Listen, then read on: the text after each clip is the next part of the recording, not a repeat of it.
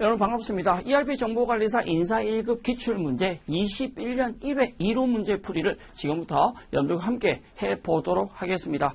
21년 1회 21년 1월달 시행된 시험 문제이고요. 1번 문제 경영혁신과 ERP부터 출발해 보겠습니다.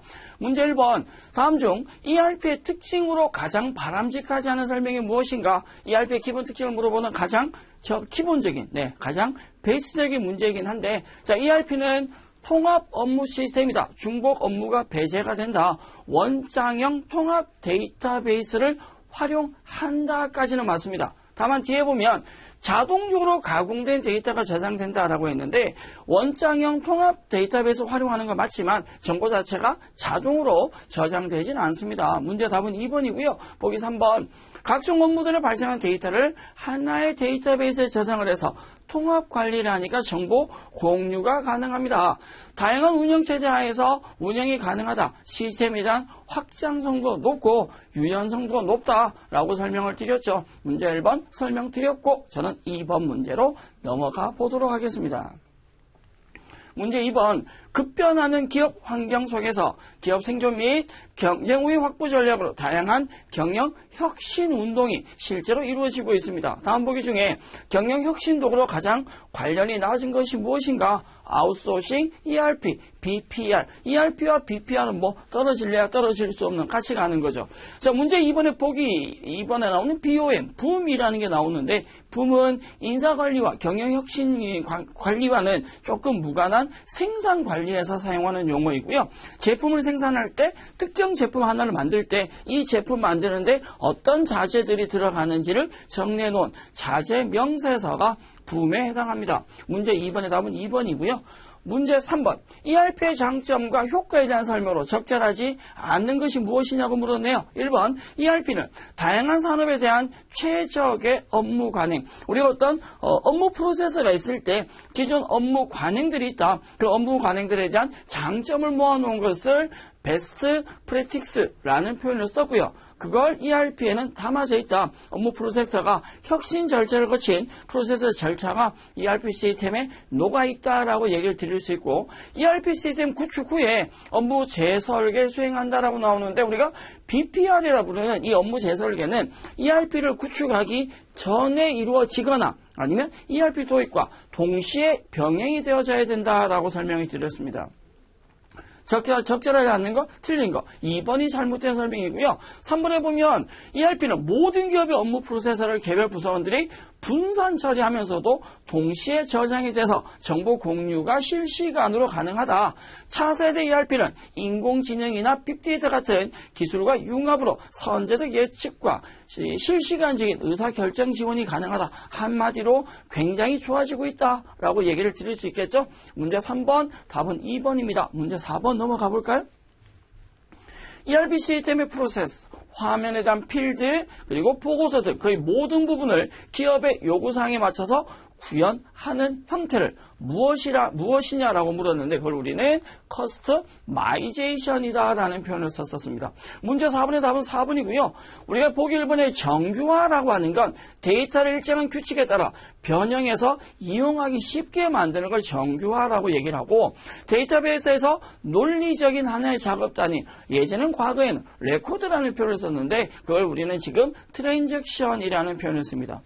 기본적인 소프트웨어 특성 자체를 사용자가 원하는 방식으로 만들어내는 걸 컨피규레이션이라고 합니다. 문제 답은 4번인데 나머지 보기 내용들도 같이 데리고 가주셨으면 좋겠습니다. 자, 문제 5번. ERP의 도입 전략을 물었습니다. ERP 자체 개발. 자, 우리가 ERP라고 하는 건 자체 개발해서 도입을 할 수 있고 외부에 있는 시스템을 구입을 해올 수도 있다라고 했을 때 그에 대한 장점을 물었습니다. 문제에서 물었는 건 자체 개발 방법에 비해서 도입을 했을 때 어떤 장점이 무엇이냐? 자, 검증된 방법론 적용으로 구형기간의 최소화가 우리가 자체 개발하면 어떤 시행착오를 겪을 수 있지만 외부에 있는 걸 구입을 해오면 그 시행착오를 최소화시킬 수 있다. 검증된 기술과 기능으로 위험 부담을 최소화할 수 있다. 사실은 1번과 2번이 같은 말이 정리가 되어 있고요. 3번에 보면 시스템의 수정과 유지 보수가 지속적으로 이루어진다. 이 시스템 수정이나 유지 보수가 계속 이루어지기 위해서는 외부 구입보다는 자체 개발이 훨씬 더 유리합니다. 우리가 외부에 있는 시스템 패키지를 정형화된 걸 구입을 해오게 되면 유지 보수나 수정이 사실은 쉽지가 않습니다. 향상된 기능과 최신의 정보기술 적용된 버전으로 업그레이드가 가능하다. 이 업그레이드라고 하는 건 우리가 할 수 있는 게 아니라 이 패키지, 공급자에서 할 수 있는 거죠. 패키지와 연결된 기능이긴 한데 보기 3번에 보면 시스템 수정이나 유지 보수가 지속적으로 될 수 있다는 건 자체 개발에 대한 특성이다. 보기 4번과 연결시켜 주시되 버전, 상향된 버전 업그레이드 같은 경우는 항상 따라오는 게 뭐가 따라오냐? 그냥 해주지 않습니다. 그들 일정 기간 지나고 나면 업그레이드나 버전 업을 시킬 때 항상 이제 비용이 따라오게 된다라는 걸 생각을 해 주셔야 되고요. 문제 5번의 답은 3번입니다. 문제 6번 인사관리에 대해서 물었습니다. 인사관리에 대한 설명을 가장 적절하지 않는 것. 자, 종업원들의 노동 생산성을 극대화시키기 위한 관리 활동이다 라고 되어 있고요. 자동화 시대의 발달로 인적 자원의 중요성은 점차 감소할 전망이다. 무슨 소리를. 자동화 시대에 발달되면 될수록 과거의 인간을 도구로 보기보다 어떤 핵심적인 자원으로 본다. 그걸 우리가 인적 자원 관리라는 표현을 썼고요. 인사관리는 자동화 시대의 발달과는 무관하게 발달된다 하더라도 인적 자원의 중요성은 당연히 점차 증가하고 있다. 조직 구성 내에서 조직 구성원들 간의 어떤 인사관계 측면도 굉장히 강조가 많이 되고 있습니다. 자, 보기 3번 보시죠. 기업의 목표를 달성하기 위해서 필요로 하는 인력을 조달, 유지, 개발, 활용하는 관리 활동을 인사관리라고 합니다. 장기적으로 본다면 인사관리가 제대로 이루어져야 종업원들도 어떤 만족을 할 수 있지만 기업의 이윤 추구, 목적 달성에도 한 걸음 더 다가갈 수 있다. 최근에는 종업원들의 역량 개발을 통해서 개인과 조직의 목표를 균형 발전시켜 나가는 것을 굉장히 중요하게 여기고 있습니다. 문제 답은 2번이고요. 문제 7번 가볼까요? 인적 자원 관리의 주요 기능을 물었습니다. 그 중에서 무슨 기능? 개발 기능을 물었는데 우리가 인적 자원 관리는 크게 5가지 기능을 나누어 얘기했죠. 기본, 확보, 개발, 보상, 유지라는 것이 있었습니다. 그래서 기본, 확보, 개발, 보상, 유지 각각 5가지 기능에 대한 세부적인 내용은 한 번쯤은 살펴보실 필요성이 있다. 사실은 출제 빈도가 꽤 높은 유형이기 때문에 이미 우리가 문제를 여러 번 확인했었다라고 얘기 드립니다. 자, 우리 문제에 물었는 건 인적 자원관리의 주요 기능 5가지 기능 중에서 무엇에 대한 개발, 개발은 교육훈련, 경력관리, 그리고 인사평가가 들어갑니다. 해당되지 않는 거. 해당하는 거 물었네요. 여기 해당하는 거 문제 보면 직무관리와 1번에 직무관리와 인적자원 계획이라고 하는 건 기본 기능에 해당하시고 배치관리와 2번에 배치관리와 인사이동이라고 하는 건 확보, 확보에 해당하겠죠. 4번에 안전보건관리와 인식관리는 유지 기능에 해당합니다. 문제 7번의 답은 3번에 해당하고요. 5가지 기능, 데려가 주세요. 주문 좀 넣어두든지 기억을 하든지. 문제 8번. 인적 자원관리의 체계에서 기능적 인사관리. 우리가 각 회차마다 반복적으로 문제가 주어진 내용이 있는데 이 내용도 굉장히 반복이 많이 되는 우리가 인사관리라고 하는 걸 기능적 인사관리와 과정적 인사관리로 살폈을 때 과정적 인사관리는 인사계획, 인사평가, 인사조직이 들어가고요. 나머지 기능적 인사관리에 노동력관리, 근로조건관리, 인간관계, 노사관계관리까지 들어갔습니다. 문제 8번에서 물었는 건 기능적 인적 자원에 해당하지 않는 것. 기능적이 아닌 걸 묻는 건 과정적을 물어보는 거죠. 과정적을 물어보는 2번의 인사조직은 과정적 인사관리에 해당합니다.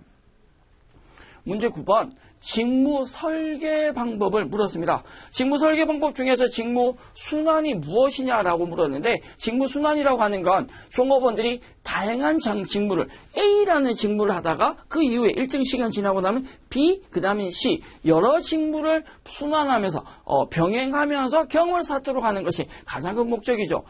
종업원들에게 다양한 직무를 수행하도록 해서 종업원을 직무를 이동시키면서 배치를 해서 단조로움이나 지루함을 감소시키기 위한 것을 우리가 직무 순환이라고 합니다. 문제답은 4번이고요. 기본적인 나머지 항목들, 직무 확대나 직무 충실화까지는 특히 문제 출제비도 높은 직무 확대나 직무 충실화는 조금 정확하게 기억을 해주면 좋겠다. 우리가 직무 확대라고 하는 건 순환은 A라는 일을 하다가 B를 하고 B를 하다가 C를 하는 직무가 변형되는 형태라면 직무 확대라는 건 A를 하다가 A 다시 그리고 B 다시 해야 될 과업이 증가되는 걸 직무 확대라고 하죠. 기본적으로는 직무 추가라는 표현을 쓰기도 합니다. 직무 충실화라고 하는 건 종업원 스스로가 계획을 하고 실천해서 평가해서 자율과 책임을 증가시키는 걸 직무 충실화라고 얘기를 합니다. 자, 문제 10번 갑니다. 수요 예측 방법 중에서 인력의 수요 예측에 적합한 것이 무엇이냐? 대체도, 기능 목록, 마코브 분석, 델파이 기법, 각각에 대한 정의도 정리를 하셔야 되지만 기본적인 인적 자원의 수요 예측 방법에 여러 가지 방법들이 있었고요. 지금 우리 문제는 수요 예측 방법과 공급 예측을 물어보는 수요 예측과 공급 예측을 구분하는 문제이다라고 생각을 하시고 지금 문제 답과 무관하게 인적 자원의 수요 예측 방법의 주관적 접근법, 통계적, 산업공학적, 수학적 기법, 유형은 참고로 봐두시고 우리 물론 앞에 차에 기출 문제들에서도 많이 살펴본 내용이죠. 공급 예측에 보면 관리자 목록이나 마코브 체인, 기능 목록, 대체도 등이 있었습니다. 그럼 우리 문제에서 수요 예측에 적합한 게 무엇이냐? 보기 나오는 1번, 2번, 3번은 대체도와 기능 목록과 마코브 분석은 무슨 예측이시다? 공급 예측이시고 4번에 있는 델파이 기법이 바로 수요 예측에 해당한다라고 체크를 할 건데 부탁드릴 거 하나 더 확인할 건 4번이 답이다. 네, 그건 당연한 건데 델파이 기법이 무엇이냐, 나머지 항목들이 어떤 특징을 가지냐에 대해서도 학습을 해 주셨으면 좋겠다라고 부탁을 드립니다. 문제 11번. 면접의 방법. 패널 면접, 집단 면접, 정형적 면접, 비지시적 면접 중에서 다수의 면접자가 여러 면접자가 한 명을 면접 보는 형태 집중적으로 평가하는 면접 방법이 무엇이냐? 지금 문제는 패널 면접을 물어보는 거죠. 자, 다수의 피면접자가 존재한다. 집단 면접이 될 것이고 면접자 여러 명이 한 명을 명확하게 확인하기 위한 것을 패널 면접이라고 했습니다. 정형적 면접과 비지시적, 이건 구조적, 비구조적이라는 표현을 쓰기도 하는데 정형적 면접이라고 하는 건 직무 명세서를 기초로 질문 자체가 정형화되어 있는 걸 정형, 구조적 면접이라고 하고요. 그렇지 않는 걸 비구조적, 비지시적 면접이라는 표현을 씁니다. 11번의 답은 1번입니다. 문제 12번 구조화 면접. 구조화 면접으로 설명은 적절하지 않는 거. 자, 구조화라고 하는 건 다른 말로 표현하자면 지시적이고 정형적이다. 앞에 문제에서 잠깐 언급을 드렸듯이 우리가 정형적이라고 하는 건 면접 질문 자체가 거의 정해져 있다. 따라서 이 정형적 면접은 면접자가 어떤 면접에 대한 지식이나 별도의 교육이 없다 하더라도 질문지 손에 딱 들고 얘만 물어보면 된다라는 거죠. 얘를 물어보면서 피면접자가 대답을 어떻게 하는지 보고 평가를 하면 된다. 그것이 정형적, 지시적 면접이라고 얘기합니다. 이러한 지시적 면접에 대한 설명으로 가장 적합하지 않는 것. 질문이 매우 조직적으로 구성되어 있다. 일반적으로 노련한 면접제에 실시된다. 모든 지원자들에게 동일한 순서로 동일 질문을 한다. 훈련을 받지 않았거나 경험이 없는 면접자도 참여 가능하다라고 나오는데 2번에 보시면 일반적으로 노련한 면접자, 면접에 전문적인 지식이나 기술이 있는 사람이 참여하는 것 비구조적 면접, 비지시적 면접에 해당하고요. 답은 2번이고 우리 문제 구조화는 정해져 있는 면접지를 질문지를 사용하니까 훈련이 없거나 경험이 없어도 충분히 면접 업무를 수행할 수 있다라고 나옵니다.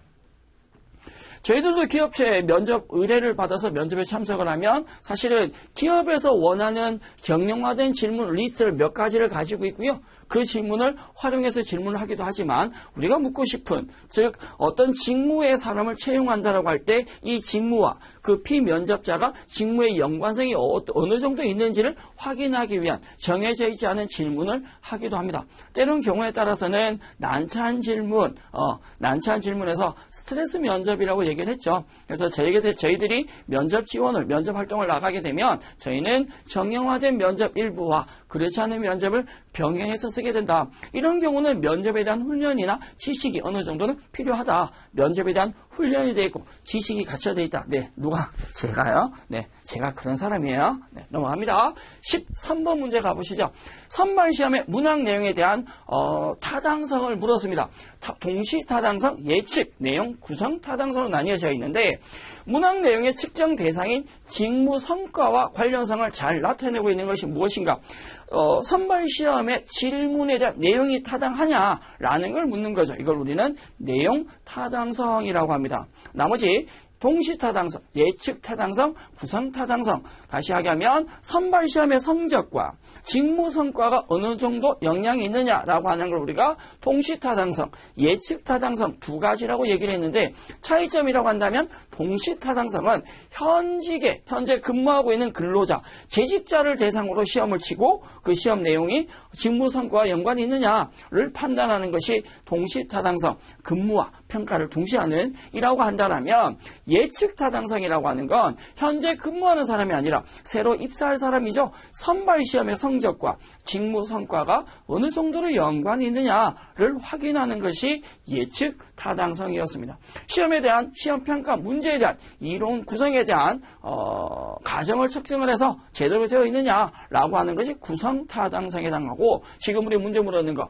선발시험에 대한 문항의 내용이 문항에 들어가 있는 세부적인 내용들이 측정하고자 하는 직무 성과와 관련이 있느냐라고 하는 건 내용 타당성에 대한 설명입니다. 13번 문제 답은 3번. 네. 14번. 보기 설명하는 것이 무엇이냐? 특정 시점에서 특정 조직의 한 개인에게 부여된 하나의 또는 그 이상의 과업들의 집단을 무엇이라고 하는가라고 물었습니다. 직무 관련 용어이시죠. 특정 시점에서 특정 조직의 한 종업원에게, 한 사람에게, 한 개인에게 부여된 하나 또는 그 이상의 과업.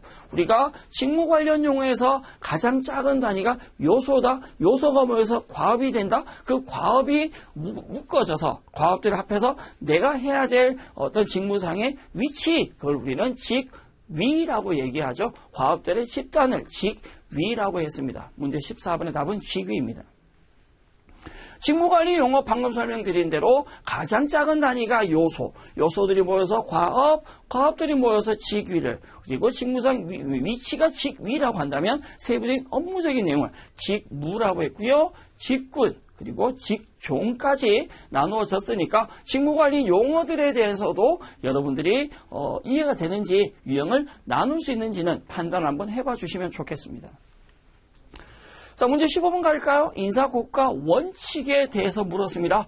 우리가 기본적인 인사고과의 원칙, 기본 원칙, 실시 원칙이라고 한다면 인사고과는 직무 기준에 의해서 고과 오차나 오류가 배제되면 좋겠다라는 원칙을 고과자가 납득해야 된다. 인사고과 받은 사람이 결과에 대해서 수용을 할 수 있어야 된다. 공정해야 된다. 추측 배제나 불소급의 원칙. 추측을 배제하고 한번 국가평가 결과가 나왔을 때는 뒤집을 수 없다. 독립적이어야 되고 앞에 얘기 드린 수용성의 원칙을 가지셔야 된다. 이러한 형태로 볼 때 문제상에서 인사고과 원칙이 아닌 거 객관성, 추측 배제, 평가 소급, 오차 경향 배제, 오류가 없어야 된다라고 비교할 때 평가 소급이 아니라 소급이 아닌 불소급의 원칙이 있었습니다. 문제 답은 3번이시죠? 문제 16번으로 갈까요? 과거 행위보다는 바로 최근 행위에 영향을 받아서 판단하는 인사고과를 함에 있어서 다양하게 발생할 수 있는 고과 오류라는 것이 있습니다. 보기 나오는 후강효과, 대비효과, 시간적 오류, 논리적 오류 중에서 과거보다는 최근행에 영향을 많이 받는다? 사실은 이 최근행이라고 하는 것이 우리가 시간적 오류라고 해서 최근 오류라는 표현을 쓰는데 이 최근 오류가 가장 많이 발생하는 데가 그거예요. 우리 연말에 무슨 연기대상, 연예대상, 시상식 이런 걸 하다 보면 연초에 인기 있었던 드라마나 노래들보다 연말에 가까운 특히 그런 표현을 많이 쓰거든요. 찬바람 불고, 찬바람 불고라고 하는 건 9월, 10월. 9월, 10월 이후에 나온 드라마가 인기를 끌었다. 그럼 그 드라마는 상을 많이 받는다. 예를 들어 상반기에 여름 되기 전에 꽃필 때 2월, 3월에 인기 있었던 정말 진짜 너무 인기가 많지 않는 이상은 2월, 3월 인기 있었던 드라마나 영화, 음악들은 9월, 10월에 나왔던 내용들에 비해서는 덮인다라는 거죠. 그래서 상반기 인기 있었던 것보다 하반기 인기 있었던 드라마나 음악이 훨씬 더 방송 프로가 상을 많이 받게 된다. 그게 대표적인 인사고과 오류와 연결되는 시간적 오류, 최근 오류라고 합니다. 1번에 나오는 후광효과라고 하는 건 하나의 평가 요소가 호의적이다. 잘했다. 그러면 이 사람은 참 괜찮은 사람이다. 하나로 해서 다른 것까지 다 덮이게 되는 그걸 후광효과라고 하고요. 대비 오류. 사실은 인사고과에서 가장 많이 일으킨 오류가 바로 이 대비 오류입니다. 인사고과라는 고과사가 내가 인사평가를 할 때 저 사람이 일을 잘하냐 못하냐를 평가해야 되는데 그 평가 기준을 본인을 평가 기준으로 잡는 거예요. 나를 기준으로 나만큼 하면 잘하는 거고 나보다 잘 못하면 잘 못하는 거다. 본인은 굉장히 오랫동안 일했으면서 이건 반칙이죠. 네, 인사고과함에 있어서 제일 위험한 오류가 바로 이 대비 오류입니다. 평가의 기준 잣대를 본인을 기준 잣대로 잡는 거.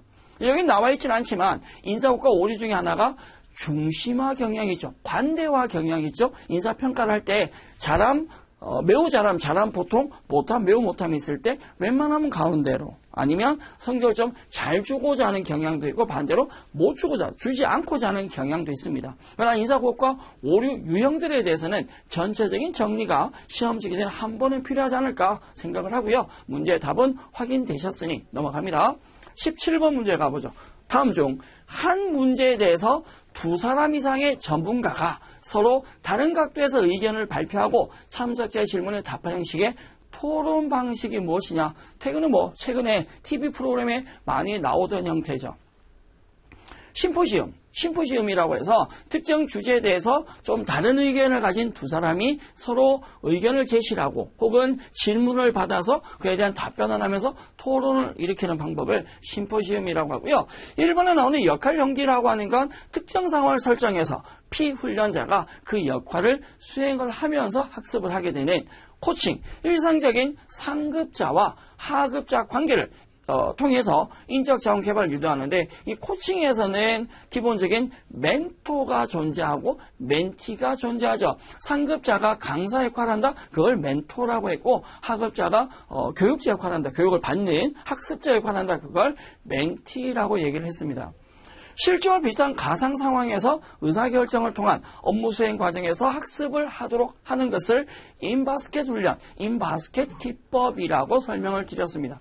문제 17번의 답은 2번의 심포지움이고요. 18번 승진은 했는데 승진 유형이죠. 승진은 했으나 직무 내용이나 임금에 변동되지 않는다. 이걸 무슨 승진이라고 얘기를 해. 자, 승진을 했는데 하는 일이 바뀐 것도 아니고 돈이 바뀐 것도 아니야. 우리가 원하는 승진의 실질적인 모습은 하는 일은 변하지 않아도 돼. 그럼 뭐가 변해야 돼? 돈이 변하면 좋아. 물론 어려운 일을 하다가 힘든 일을 하다가 조금 쉬운 일로 변하는 건 좋지만 일만 바뀌는 것이 아니야. 뭐까지 같이 바뀌어야 돼? 돈까지 같이 바뀌어야 돼. 네. 기본적인 승진을 했는데 직무 내용이나 임금의 변동 없이 승진 적체 현상이나 그러니까 승진되지 못하고 묶여있는 현상이나 인사체적에 따른 사기자를 방지하기 위한 승진 제도는 무엇이냐. 이걸 형식적인 승진이라고도 하죠. 3번의 대용 승진에 해당합니다. 자, 1번에 나오는 직급 승진이라고 하는 건 실질적인 직급이 올라가는, 우리가 직무가 있고 직급이라는 게 있을 때 직무보단 직급이 중요하다. 왜? 직급이 급여와 직접적인 연관이 있다. 직급 승진이 좋은 승진이다. 네. 자격승진, 종업원의 직무적인 능력을 통해서 직종이 변하는 걸 자격승진이라고 하고요. 역직승진이라고 하는 건 하위 구조부터 출발하는 것이 아니라 상위 구조, 상위 구조부터 내려오는 관리 체계가 있을 때 이걸 다 채우기 위해서 제일 위에 대표, 상무, 이사, 부장, 차장, 과장, 대리 이런 식으로 위에서부터 채워나가면서 직급 체계를 만들어 나가는 걸 역직승진이다 라고 설명을 드렸습니다. 문제 18번의 답은 대용승진 3번이고요. 바람직한 승진은 아니다. 네, 하나 안 하나 별 차이가 없다. 네, 그 대용승진. 문제 19번 살펴보겠습니다. 다음 중 경력 목표를 설정하고 설정된 그 목표를 달성하기 위해서 경로를 구체적으로 선택하는 과정이 무엇인가 라고 물었는데 우리가 경로 관리에 있어서 크게 세 가지 목표, 계획, 개발 이렇게 세 가지 항목으로 나뉘어지죠. 먼저 경력 목표라고 하는 건 개인이 경력 개발을 통해서 도달하고 싶은 지위, 어디까지 가고 싶다라고 하는 걸 목표라고 하고 그 목표를 이루기 위해서 세부적인 플랜을 짠다. 그걸 경력 계획이라고 얘기하죠. 그 계획에 맞춰서 개인이나 집단이 실질적인 참여를 하는 것을 경력 개발이라고 합니다. 지금 우리 문제에 물었는 거 목표를 설정을 하고 그 목표를 달성하기 위해서 실질적인 선택, 그 경로를 선택하는 과정, 우리는 경력 계획을 물어보는 문제죠. 답은 3번인데 여러분이 지금 이 교육과정을 통해서 어떤 결과를 얻고자 하는 목표를 세우셨다. 그 인사 1급, ERP 전문 인사 1급 합격자라는 경력 목표를 세우셨고 그 경력 목표를 달성하기 위해서 학습을 수강하겠다라는 목적을, 플랜을 짜셨다라고 한다면 실질적으로 공부를 해 주시고 계시죠. 그게 바로 경력 개발에 해당한다 라고 얘기를 할 수 있습니다. 19번 문제 답은 3번이고 바라고 빌 건데 그 목표가 제대로 실현됐으면 좋겠다. 그것도 단시간 안에 그리고 고맙습니다 라고 인사 한번 할 수 있는 기회가 있었으면 좋겠다 라고 생각합니다. 화이팅! 네. 다음 문제 갑니다. 문제 20번 보기 괄호에 적합한 용어 맥클리랜드요. 어려운 이름. 맥클리랜드의 성취 동기 이론이 있다. 여기에는 세 가지 요소가 들어갑니다. 권력 욕구, 친교 욕구, 땡땡 욕구가 있다. 이걸 뭐라고 하냐? 기본적인 맥클리랜드의 성취 동기 이론은 인간은 자신이 사회에서 경험하고 살아가는 과정에서 획득하는 특정한 욕구가 동기로 작용한다고 보는 이론인데 그게 세 가지 권력, 친교, 성취 욕구로 나뉘어집니다. 기본적인 성취 동기 이론에 대한 설명, 기억을 눈여겨 한번 봐두시고요. 그 성취 동기 이론 안에 세 가지 권력, 친교, 성취까지 지금 우리는 성취 욕구, 이 ERP 1급, 정말 1급, 인사 1급 자격증 따고 나면 그 성취감이 생길 거니까 성취 욕구가 생기셔야 돼요. 생겼으면 좋겠어요. 다음 문제 21번 넘어가 보겠습니다. 다음 보기가 설명하는 것이 무엇인가? 자, 보기 안에 문제 설명이 길어요. 저는 사실 이 문제 처음 보고 문제를 이해를 못 해가지고요. 보기를 보고 다시 풀었잖아. 내용이 길면 이해가 잘 안 돼. 자, 노동을 상품의 가격으로 보는 것이다. 자, 노동력의 구매자인 조직은 양질의 노동력을 확보하기 위해서 노력을 하고 노동력 공급자인 근로자는 내가 제공하는 노동력에 대해서 소득을 증대시키기 위해 노력을 각각 하려고 한다. 쉽게 말하면 그런 거죠. 기업은 같은 임금을 지급하면서 훨씬 더 좋은 사람을 채용해서 쓰려고 노력을 하고 근로를 제공하는 근로자 입장에서는 같은 근로를 제공하면서 가급적이면 돈을 어떻게 더 많이 받으려고 고임금을 받으려고 노력을 하고 그랬으면 좋겠다라고 생각을 하는 거죠. 자, 여러분들은 같은 돈을 지불하고 이 영상 컨텐츠를 활용한다면 같은 경비 내에서는 훨씬 더 좋은 양질의 컨텐츠를 활용하려고 합니다. 저희도 영상을 제공함에 있어서 훨씬 더 돈을 많이 받고자 노력을 하는 거죠. 이러한 것을 무엇이라고 하냐라는 걸 묻는 건데 굉장히 현실적인 측면이죠. 기업은 일정한 돈을 지불하면서 그래도 가급적이면 좋은 사람을, 일 잘하는 사람을 채용하려고 하고 근로자는 이왕 돈 받는 것 같은 일에도 돈을 더 많이 받고자 한다. 우리가 거래 차원에서의 보상의 종류라고 얘기하고요. 여기에는 경제적 거래, 심리적, 윤리적, 사회적, 정치적으로 나누어서 표현을 할 수 있습니다. 그 중에서 지금 우리 문제 노동의 상품을 가격으로 본다. 돈으로 본다? 돈과 관련된 건 임금 부분에서 경제적 거래에 해당합니다. 21번 문제 답은 2번이고요. 거래 차원에서의 보상의 종류 5가지는 한번 살펴봐 주시면 좋겠습니다.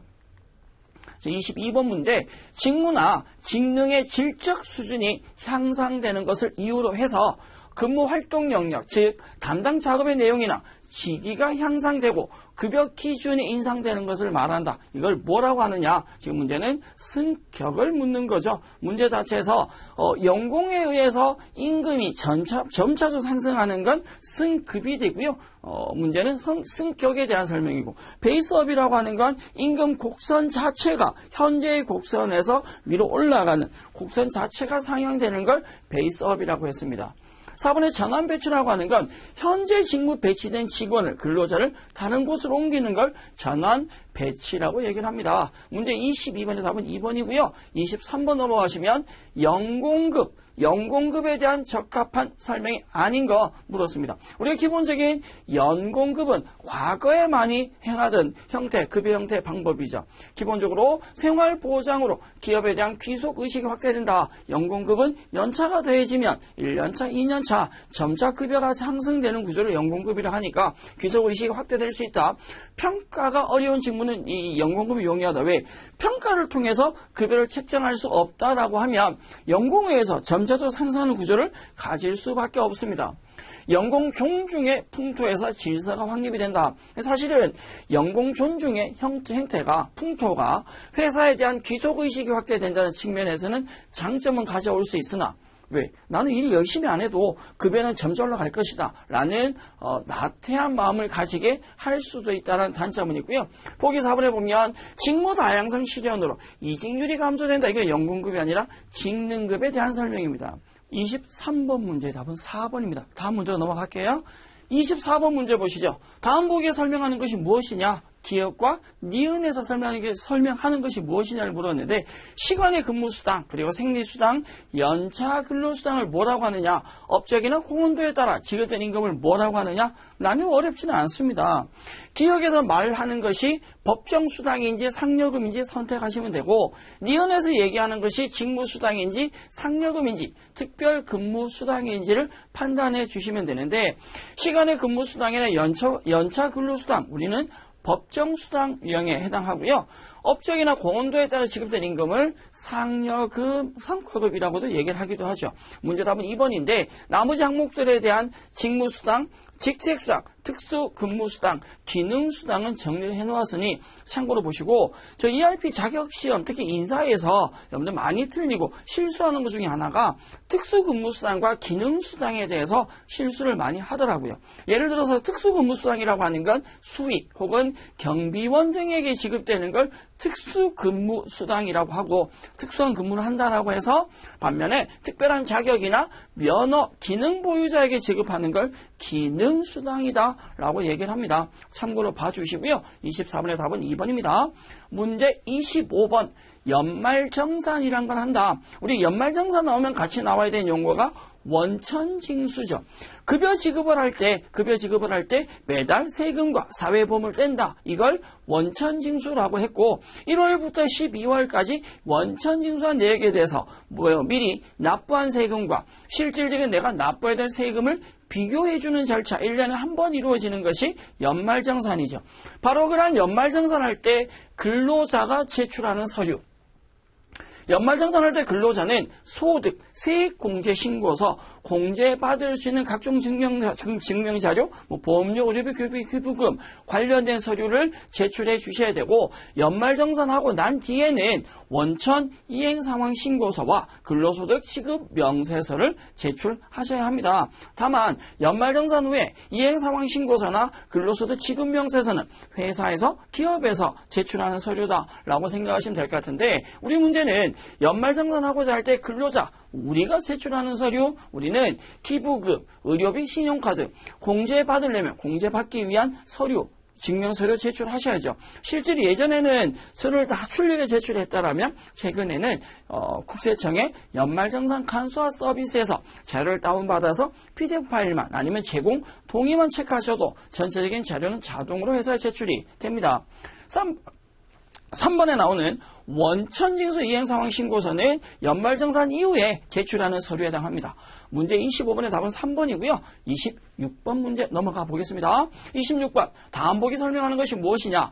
법정 복리후생 중에서 근로자가 일을 할 수 있을 때 일정 금액을 보험료로 납부했다가 일할 수 없거나 사망, 장애로 인해 소득이 없을 때 본인이나 유족에게 어떤 연금을 지급한다. 이 사회보장제도를 뭐라고 하느냐? 국민연금에 대한 설명이죠. 27번 문제에 가보시죠. 다음 보기 설명한 것이 무엇이냐라고 물었습니다. 소득 또는 수익 금액을 지급하는 자가 소득이나 수익 금액을 지급을 할 때 회사가 지급을 할 때 그 지급받는 자의 세금을 조세를 국가를 대신해서 조금 전 앞에 문제 설명드린 회사가 월급 줄 때 세금을 미리 떼는 거 연말정산은 전체에 대한 정리하는 것이 연말정산이라면 그 전에 이루어지는 단계가 무엇이냐 이걸 우리는 원천징수다라고 얘기를 했습니다. 원천징수와 연말정산의 관계는 조금 개념을 잡아주시면 좋겠고요. 28번 문제 가보시죠. 노동조합 가입 방법을 물었네요. 노동조합 가입 방법 중에서 조합원만 노동조합에 가입된 조합원만 회사가 고용할 수 있다. 강제적으로 노동조합에 가입하게 되는 굉장히 폐쇄적인 구조죠. 근로자들의 선택이 주어지는 것이 아니라 선택권 없이 회사에 채용을 희망한다면 선제적으로 노동조합부터 가입해야 되는 이걸 우리는 기본적인 클로즈드 숍이라고 얘기를 합니다. 이번 오픈숍이라고 하는 건 클로즈드 숍의 반대죠. 사용자가 조합원 신분과 무관하게 뭐 해도 되고 안 해도 되는 니들이 알아서 선택이 열려져 있는 것을 오픈숍이라고 합니다. 에이전시 숍이라고 하는 건 채용된 근로자가 노동조합에 가입을 한다, 하지 않는다. 이건 선택권을 주지만 노동조합에 가입하지 않더라도 노동조합비는 납부를 하셔야 되는 걸 에이전시 숍이라고 합니다. 메인터넌스 숍이라고 하는 건 노동조합 가입 이후 일정 기간은 반드시 노동조합의 자격을 유지해야 된다. 회사 채용이 되게 되면 6개월이건 1년이건 일정 기간은 노동조합에 의무 가입을 하고 그 이유는 선택권을 주는 걸 메인터넌스 숍이라고 합니다. 의무 사용 기간 같은 그렇게 설명을 드렸었어요. 28번 문제 답 확인해 드렸고요. 29번 노동조합 가입 방법 중에서 조합원 신분과 무관하게 근로자가 될 수 있는 28번도 노동조합 가입인데 또 나왔어. 인사 시험 문제가 한 사람이 내는 게 아닌가 봐요. 그죠? 문제에서 클로저드 숍, 유니언 숍, 오픈 숍, 프리프레인셜 숍에서 문제 물었는 거. 노동조합 가입 방법 중에서 조합원 신분과 무관하게 근로자가 될 수 있는 걸 우리는 오픈 숍이라고 했습니다. 사실 앞에 나오지 않았던 프리프레인셜 숍이라는 게 있는데 비조합원보다 조합원에게 고용상 혜택을 더 주는 것을 프리프레인셜 숍이라고 합니다. 문제 29번의 답은 3번이고요. 30번 갈까요? 다음 중에서 사업장 또는 공장에 대한 감시와 근로 희망자들의 출입을 저지하며 일하고자 하는 사람들의 출입을 저지하면서 파업 참여에 협력할 것을 호소하는 쟁의행위. 우리 쟁의행위를 물었는데 쟁의행위가 사업주 입장에서 하는 쟁의행위와 근로자 입장에서의 쟁의행위가 다르다라고 했고요. 지금 문제는 사업주가 아니라 근로자 입장의 쟁의행위를 말하는 거고 공장에 대한 감시를 하면서 근로희망자들이 근로하는 걸 하지 못하게끔 방해하거나 니들도 파업에 좀 참여를 해달라라고 하는 것을 우리는 피켓팅이라고 얘기를 했고요. 1번에 나오는 태업이라고 하는 건 일을 하기는 하는데 생산력을, 노동력을 좀 현저하게 줄여서 열심히 하지 않는, 덜 열심히 하는 걸 태업이라고 했고 제품에 대한 구입을 하지 않겠다라고 하는 것이 보이콧이었죠. 불매운동을 보이콧이라고 합니다. 생산 통제라고 하는 건 기업의 생산시설을 점유를 해서 생산활동을 못하게 하는 걸 생산 통제라고 합니다. 근로자가 할 수 있는 노동쟁의에 이 유형 이외에 준법 투쟁이라는 것도 있었습니다. 문제 31번 가보죠. 다음 중에서 종업원의 기업에 대한 귀속의식을 종업원이 우리 기업의 귀속의식 높인다, 주인의식을 갖게 한다라는 측면에서 회사에 대한 애사심을 북돋기 위한 노무관리상의 대책이다라고 설명이 나와 있고요. 안정주주 확보라는 기업 방위 측면에서 우리 근로자들이 우리 회사의 주식을 가지게 하기 위한 방법 중에 하나입니다. 근래에 와서는 각국에서 주로 근로자의 재산 형성 촉진책의 하나로서 장려하고 있다. 회사에서 상여금을 지급할 때 전체를 다 현금으로 주는 것이 아니라 일부를 주식을 지급해서 근로자들이 회사 주식을 가지고 그 주식을 가지고 가지고 있음으로 해서 애사심도 가지고 훨씬 더 근로에 적극적으로 임할 수 있도록 장려하는 제도, 이걸 우리는 종업원 지주 제도라고 합니다. 종업원이 회사 경영 참가 방법 중에 하나에 해당하시죠. 1번에 나오는 이윤 분배 제도는요, 기업의 기본적인 보상 이외에 영업수익의 일부를 근로자들에게 배분하는 제도를 말하고요. 노사협의 제도라고 하는 건 단체 교섭 이외, 단체 교섭에서 이루어지는 그 이외의 상황에 대해서 협력하기 위해서, 물론 이 노사협의 제도는 모든 기업들이 다 갖춰야 되는 건 아니고 일정 규모 이상일 때는 강제를 하고 있습니다. 노사와 근로자와 회사가 참여하는 공동결정 제도가 있는데, 근로자 대표가 기업의 의사결정 구조에 지분을 가지고 직접 참여하는 형태를 공동결정 제도라고 합니다. 과거에는 그렇지 않았지만 최근에는 기업 구조, 기업 문화가 근로자들도 기업의 어떤 경영의 기본적인 관심을 가지고 참여할 수 있는 제도를 많이 시행하고 있다라고 얘기를 드릴 수 있습니다. 문제 31번의 답은 종업원 지주 제도에 대한 설명이고요. 32번 문제 가볼까요? 자, 보기에 묻는 근로자 측의 쟁의 행위 유형을 물었습니다. 노동조합이 사업장이나 공장 내 생산시설이나 기본적인 원자재 일체를 점유를 하고 있는 상태에서 사용자 지휘 명령을 배제하고 기업 경영에 대한 생산 활동을 통제하는 노동자 입장에서의 어떤 쟁의 행위 유형을 묻는 건데, 지금 문제는 생산 통제를 묻는 거죠. 앞쪽 문제에서 이미 설명을 드렸기 때문에 추가적인 설명은 생략하도록 하겠습니다. 괜찮으시죠? 32번 문제 가보겠습니다. 괜찮으시죠? 다음 문제 넘어가 보겠습니다. 자, 33번 문제 한번 가보실게요. 다음 보기가 무엇을 설명하냐? 의사결정 참가 제도의 하나로 노동자, 근로자 또는 노동조합의 대표가 기업의 최고 결정기관에 직접 참여해서 의사결정에 대한 영향을 준다. 특정 부분에 대한, 물론 모든 결정을 다 할 수 있는 건 아니지만 결정 과정에서 일정한 지분을 가지고 조금의 영향력을 가질 수 있는 형태를 말하고요. 그 참가를 통해 기업 경영의 여러 문제를 노사가 공동으로 결정하는 제도를 무엇이라고 하냐라고 물었는데, 우리 앞쪽 문제에서 이미 잠깐 언급드린 내용입니다. 노사 공동결정 제도를 물어보는 문제이다라고 생각하시면 되겠고요. 33번 문제 답 확인시켜 드렸습니다.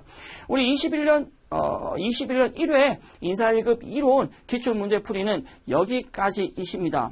자, 문제에서 틀린 문제들, 조금 난이도 있는 문제들은 정리를 조금 해주면 좋겠다라고 생각을 하고, 저희가 기출문제를 풀면서 학습을 하시면서 느끼셨겠지만 반복적으로 주어지는 문제들이 많으니까 실수하지 않도록 문제 풀면서 조금 유념해 주시면 좋겠다라고 생각합니다. 21년 1회 기출문제 풀이는 여기까지였습니다. 여러분 수고하셨습니다.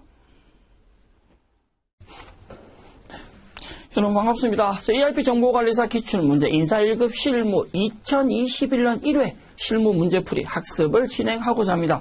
21년 1회 시험은 21년 1월 23일 시행되었던 문제이고요. 지금부터 열심히 집중해서 달려보도록 하겠습니다. 1번 문제부터 갑니다. 다음 중 핵심 ERP 사용을 위한 사업장 정보 확인을 하고 알맞지 않은 걸 물었다. 우리 회사 등록 정보에서 사업장 등록에서 답을 찾으셔야 되는 문제입니다. 자, 기출문제 DB 복원되어 있으신 거 21년 1회 문제 확인하셨다면 시스템 관리 메뉴 안에 회사 등록 정보, 사업장 등록 정보, 사업장 등록 메뉴 열어줍니다. 1번 보기, 회사 본사 사업장의 업태는 제조 도매이다. 네, 맞죠? 제조 도매입니다. 2번 인천지점, 인천지점은 현재도 운영 중인 사업장이다.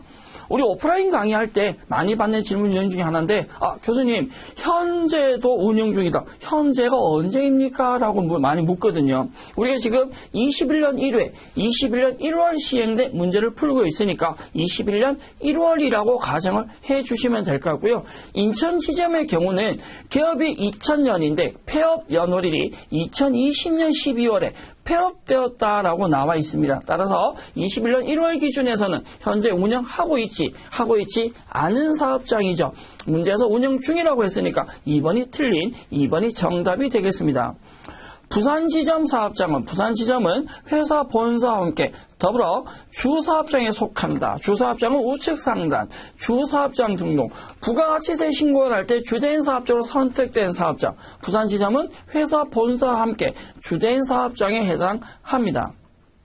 4번 강원지점, 강원지점의 주업종 코드는 신고 관련 상태의 주업종 코드는 교육 서비스업입니다. 맞게 되어 있죠. 문제 1번의 답은 2번이고요. 다음 문제 넘어가 보겠습니다. 다음 중 핵심 ERP 사용을 위한 기초 부서 정보 확인하고 내역으로 알맞은 것이 무엇이냐? 부서 정보에 대한 내용을 물었으니까 부서 등록에서 답을 찾아주셔야 될 듯 합니다. 자, 프로그램에서 우리 부서 등록 메뉴 열어주시겠고요. 전체 부서 확인 가능하신데 줘야 되는 전체 부서 중에 사용기간이 완료된 부서들이 보입니다. 보기 1번 해당 메뉴에 등록되어서 2021년 현재 사용기간 만료된 부서 제외하고 나머지 부서가 모두 15개이다 라고 했는데 확인해 보시면 9개만 사용 가능하십니다. 1번 틀렸고요. 인천지점 사업장에 속한 부서는 모두 2020년 12월 30일 사용 종료되었다라고 되어 있는데 우리 제일 마지막 쪽에 6,100의 영업부의 경우 인천지점 소속인데 2010년에 사용기간이 만료된 것을 확인 가능하십니다. 모두 2020년이라고 했으니까 2번도 틀린 보기입니다. 3번 부산지점에 속한 사업장, 부산지점 사업장에 속한 부서는 모두 관리 부분 소속이다. 한번 확인해 볼까요? 사업장 검색 한번 해볼게요. 부산지점. 조회하시면 부산지점이 2개 있으신데 둘 다 관리 부분이라고 되어 있는데 우리 보면 연구 부분이 있고 영업 부분이 있습니다. 3번도 틀렸습니다. 보기 4번 강원지점 사업장 확인해 보시죠. 강원지점 선택하시고 조회하시면 강원지점 역시 2개 확인되시는데 부서가 모두 사용 중이다. 둘 다 사용 중이다. 문제에서 맞는 거 물었으니까 답은 몇 번이? 4번이 되겠죠. 3번 문제 넘어가겠습니다. 문제 3번 2021년을 맞아 기존에 관리하고 있던 인사급여 설정 기준을 보기와 같이 변경을 하고자 한다.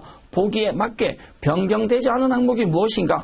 기존 걸 수정하는 것이 아니라 수정된 내역을 확인하셔야 되는 문제이죠. 인사급여 환경 설정에서 보기 나오는 내역과 등록된 내역을 비교해서 틀린 걸 찾아주는 문제입니다. 인사급여 관리 메뉴 그리고 기초환경 설정 안에 인사급여 환경 설정 메뉴 열어주실 거고요. 문제 보기 1번에 가면 입사자의 급여, 입사자는 20일 이상 근무한 경우 월할, 20일 이상 가면 한 달, 그렇지 않으면 일수 계산 맞게 되어 있고요. 퇴사자의 경우 역시 입사자와 동일하게 20일 기준이신데 우리 문제는 퇴사자가 근무한 일수만큼 급여 지급한다라고 한다면 여기에 월 1이 아니라 뭐로 들어가셔야? 일로 작성되셔야 일할 계산하겠다. 2번 틀렸습니다. 따라서 퇴사자 급여 계산은 수정이 필요하고요. 영구직, 기술직 사원의 경우 영구직이나 기술직 사원의 경우 당월로 변경했고 시작일은 1월 1일입니다. 근태 기준 설정을 할 때 한 달 정상일, 실제 당월 일수, 실제 당월 월일수 산정할 때는 당월 1일 기준에 산정한다라고 맞게 되어 있죠. 다른 항목은 맞게 수정이 되어 있는데 퇴사자 급여 계산은 수정이 필요하시다. 월 1을 1로 고치셔야 됩니다. 따라서 문제 답은 2번 되겠고요. 문제 4번 넘어가 보시죠. 자, 2022년도 기소연도 각종 소득세 자동 계산 위한 세법적인 과세기간. 요건 우리가 기본적인 기초환경설정 메뉴 안에 소득세 공제 환경설정 메뉴만 확인하시면 답을 충분히 찾을 수 있는 문제이시죠. 문제상에서 기본적인 과표상의 구간 금액으로서 맞지 않는 걸 물었는데 우리 기초환경설정에 사회보험 환경등록은 수정이 가능하시고 기본적인 소득세 공제에 대한 기본적인 소득세 공제 환경 설정에 대한 내용은 우리가 수정할 수 없다라고 설명을 드렸습니다. 2022년도 기준에서 근로소득의 기본세율 적용표 여기에 구간을 물어보는 문제이고요. 3억에서 기본 5억까지니까 4번이 잘못되어 있습니다. 이 페이지는 메뉴만 열어주시면 답을 확인할 수 있다라는 기초적인 예제 문제에 해당하시는데 사실은 여러분들이 이 문제 자체 답보다는 아래쪽에 추가적인 소득공제 혹은 소득공제에서 인적공제나 아래쪽 항목들도 연결해서 같이 학습은 한번 해주실 필요성이 있으시다라고 얘기를 드릴 수 있습니다. 자, 다음 문제 넘어갑니다. 우리 회사의 2021년 기속 급여 지급 항목에 대한 설정 기준에 대해서 물었습니다. 우리 회사의 급여 지급 항목에 대한 설정 기준이니까 지급 공제 항목 등록에서 확인을 해 주셔야 되는 문제죠.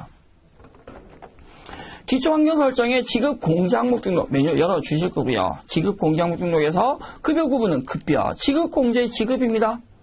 귀속연도 2021년. 자, 기본급 아래 내용 확인하기 위해서 마감 취소 버튼 한번 눌러 주실 거고요. 기본급에 대한 아래 계산 시기 클릭해 주시면 F02번 나오시죠. 책정임금의 월급을 기준으로 한다라는 건데 우리 문제 1번에 보면 호봉에 맞는 호봉이 되기 위해서는 우측에 G01 기본급이 선택이 되셔야 됩니다. 저희는 F02번 책정임금의 월급이니까 1번 보기가 틀렸습니다. 정답은 1번이고요. 2번 자격수당 선택하면 자격별로 저희 이제 아래쪽에 ITQ만 등록되어 있긴 하지만 자격별로 자격수당을 지급하겠다. 2번은 맞는 말이고요. 식대보조비 3번 식대보조비의 경우는 비과세 적용을 합니다. 무분류에서 10만원 지급을 할 건데 휴식자는 휴식 계산식을 적용하겠다. 휴식자는 별도로 관리하겠다라는 건데 휴식 계산식 설정 버튼 눌러주시면 계산식이 없어. 네, 0. 휴식자는 지급을 하지 않겠다. 따라서 휴식자의 경우는 식대를 0원을 지급하고 휴식자를 제외한 사람들에 한해서 10만 원을 지급하고 있습니다. 3번 맞는 말이고요. 4번 영업촉진비. 영업촉진비는 부서별로 금액을 다르게 국내 영업부 10만 원, 해외 영업부 15만 원, 부서별로 다르게 등록이 지급 항목이 설정되어 있음을 확인할 수 있습니다. 5번 문제 올바르지 않는 거 1번이 답이고요. 저희는 6번 문제로 넘어갑니다. 자, 문제 6번. 우리 회사는 2021년 1월 대리 직급의 호봉을 일괄 등록을 하려고 한다. 호봉 등록 완료했을 때 6호봉 기준의 호봉 합계 물었고요. 기본 등록하고 난 뒤에 정률, 정액 두 번 다 인상을 시켜 주셔야 합니다. 기본적인 호봉 테이블 등록에서 호봉 등록을 하시고 일괄 인선까지 가셔야 되는 문제이시죠. 기초환경 설정 호봉 테이블 등록 열어주시고 우리 문제 나와 있는 대리 직급 대리 2016년 1월까지 등록되어 있네요. 아래쪽 기존 호봉 무시하고 2021년 1월 기준에서 새로 등록을 하겠다. 그래서 우측에 기본 호봉 등록을 하실 건데 호봉 일괄 등록이고요. 기본급에 305만원, 증가액은 10만 8천원, 급포수당 기본급이 2만원에 증가액 15,000원, 연장수당은 만원에 증가액 6,000원입니다. 이렇게 호봉에 대한 기본 금액을 일괄 등록을 하셨고 일괄 등록 이후에 무엇을 하겠다? 일괄 인상을 하겠다. 일괄 인상해서 자 기본급 정률 얼마의 금액 7.5% 하겠다. 그리고 급포수당 2.1% 하겠다. 정율 적용. 그리고 다시 일괄 인상. 이번엔 정액. 정액은 연장수당에 대해서 8,000원 정액합니다. 정액 적용. 그러면 전체 급여에 대해서 일괄 등록을 하고 일괄 인상까지 했으니까 문제 나와 있는 6호봉. 6호봉의 기준 합계가 얼마이냐? 4004-245 404,245원. 문제답은 3번이 됩니다. 저희 다음 문제 7번 문제로 가시죠. 우리 회사의 인사정보를 확인해라. 인사정보 확인하고 설명으로 알맞은 것을 물었습니다. 인사정보는 당연히 인사정보 등록에서 사원별 내역을 확인하고 답을 찾아주셔야죠. 자, 우리 인사관리 메뉴 안에 인사급여관리, 인사관리 안에 인사정보 등록 열어주실 거고요. 하나씩 확인해 보겠습니다. 먼저 1번부터 갑니다. 한국민 사원의 입사일과 그룹 입사일. 재직정보에 보면 입사일과 그룹 입사일이 또 동일하다는데 탈락. 1번 탈락. 2번 엄연의 사원의 2021년 12월까지 감면소득자 유형이 T12라고 되어 있는데 기본적인 급여 정보에서 엄연의 사원의 감면 유형을 보면 T12가 아니라 뭐다? T13이다. T13이고 21년 12월까지는 맞습니다. 자, 감면 유형이 틀렸으니까 2번도 탈락. 3번 장명훈 사원은 연봉은 이전 책정 연봉보다 320원 올랐다. 나 이런 거 되게 싫어해. 계산해야 되잖아. 자, 아래쪽 급여 정보에서 아래쪽 책정 임금을 열어주실 건데 한 번씩 읽을 때마다 당황스러워. 네. 그 기본적인 모니터 화면 해상도에 따라 그럴 수도 있는데 이 책정 임금이 나와야 되는데 안 나와. 아우 힘들었다. 힘들었어요. 21년 1월에 연봉에 컨트롤 F3번 눌러서 금액 확인하시면 4,125만 원이고요. 16년 3월의 경우는 3,800만 원입니다. 올랐는데 3,800에서 얼마로 올랐다? 4,125만 원으로 325만 원 올랐네요. 네, 힘들게 찾았지만 답은 3번입니다.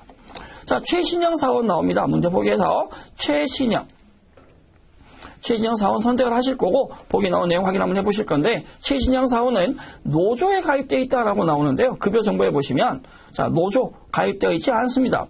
생산직 비과세 상당 생산직 비과세도 과인데 우리 문제 보면 노조 가입되어 있고 생산직 비과세 해당한다. 틀렸죠. 탈락. 자 문제 7번의 답은 3번입니다. 자 문제 8번 넘어가 보겠습니다. 우리 회사는 2020년 4분기 내부 교육 대상자 중에서 평가 우수자에 대한 교육 수당을 지급하기로 했답니다. 그러면 교육 수당을 지급하려면 교육에 대한 결과를 확인하셔야 되는데 교육 평가에 대한 결과 확인하셔야 된다. 교육 평가 메뉴에서 그 결과가 285에서 300점인 사람들 확인하시면 된다. 보기 나와 있는 각 사원들에 대한 점수를 확인해 주시면 교육 평가 결과를 확인해 주시면 된다라는 뜻이죠. 자, 기본적인 인사관리 메뉴 안에 교육평가 한번 가보겠습니다. 교육명에서 제일 아래쪽 내려가면 있을 것 같은데요. 교육명이 2020년 4분기죠. 선택하시고 여기에서 평가 점수가 285에서 300점인데 285에서 300점 모든 사람을 다 확인할 필요 없고 보기에 있는 8명만 확인하시면 되죠. 먼저 한국민 285 맞습니다. 안종남 숨은 그림 찾기 하셔야 되네. 안종남. 찾기 힘들어. 275번.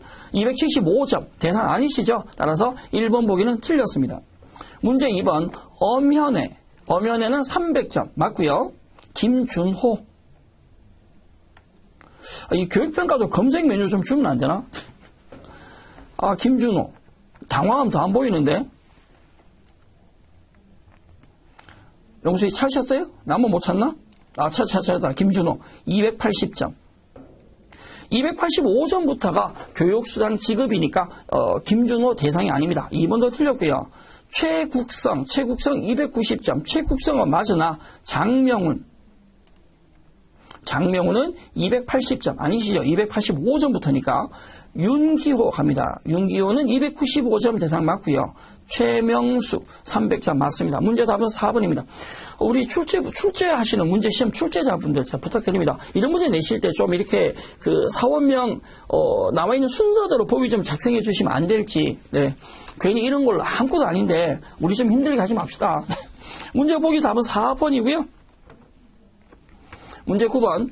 우리 회사의 인사 발령일자, 발령일자 2021년 1월 4일 날짜, 21년 1월 정기 인사 발령을 진행했다. 발령 호수에 대한 내역 알맞은 것이 무엇인가? 라고 물었고요. 우리 인사 발령의 내역은 인사 발령의 사원별 메뉴에서 가장 정확하게 답을 확인할 수 있습니다. 자, 인사 발령 사원별 메뉴 가실 거고요. 발령 호수에서 21년 1월 4일 발령되어 있는 승진이라고 나오는 발령 구분. 자, 대상자 5명입니다. 1번 발령 대상자는 모두 5명이며 발령 내역은 부서, 직책, 직급, 근무조라고 되어 있는데 김종욱은 부서, 직책, 직급만 있으시고 정영수도, 오진영, 박성호, 이석영까지 발령 내역에 보면 부서와 직책과 직급만 있는데 문제 근무조이다. 근무조가 틀렸습니다. 1번 틀렸고요. 2번 해당 발령 후에 김종욱 선택하시면 부서가 변경된다. 부서가 관리부에서 총무부로 변경이 되죠. 문제 2번은 맞는 말입니다. 3번 해당 발령 후 발령 대상자 모두 직책이 변경된다. 김종욱 직책 이사에서 대표이사로 이거 축하드릴 일이시네. 정용수는 과장이 직책이 현 정부가 과장인데 발령 후에도 과장입니다.